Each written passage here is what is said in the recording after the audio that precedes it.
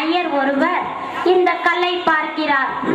இந்த கல் ஏன் சும்மாவாக இருக்கிறது? இதை நாம் சிலையாக வடிப்போம்.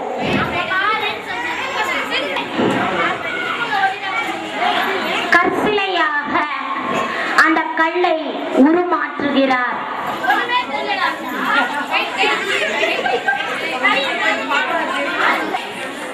முதலில் பட்டையை அணிவிக்கிறார், நெற்றியில் பட்டையை அணிவிக்கிறார், வயிற்று பகுதியில் பட்டையை அறிவிக்கிறார், கைகளில் பட்டையை இடுகிறார்.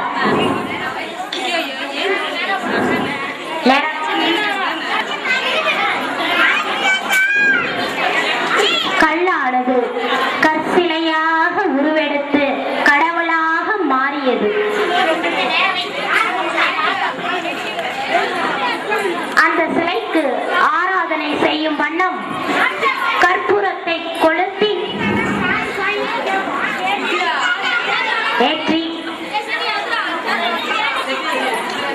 தீப ஆராதனை செய்கிறார்.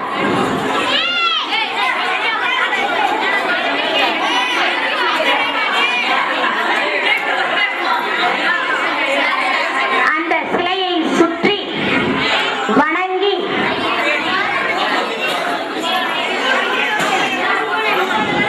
இன்று கற்சிலையாக உருவெடுத்துள்ளது என்பதை கருதி கழுத்தில் இருக்கும் மாலையை கழட்டி எறிந்து பட்டைகளை துடைத்து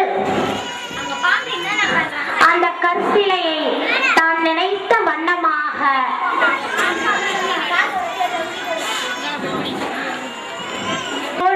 கற்சிலையோடு கூட தானும் தொழுகை நடத்தி அல்லல்லா அல்லேலூயா அல்லல்லா அல்லேலூயா அப்படின்னு சொல்லி தானும் தொழுது கொண்டு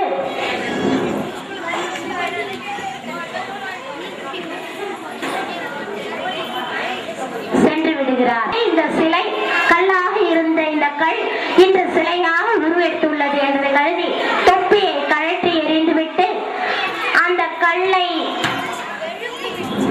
கல்வாரையில் சிறைப்பட்ட தேவனின் நினைவாக அவற்றை மாற்றுகிறார்.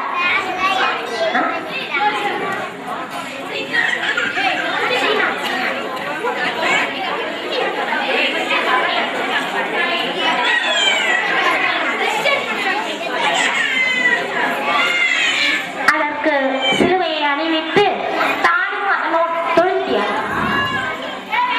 இப்போ சிலையின் முன்பாக நான் வடித்த சிலையாக இந்த சிலை இருக்க வேண்டும் என்பதற்காக சண்டை போடுகிறார்கள்.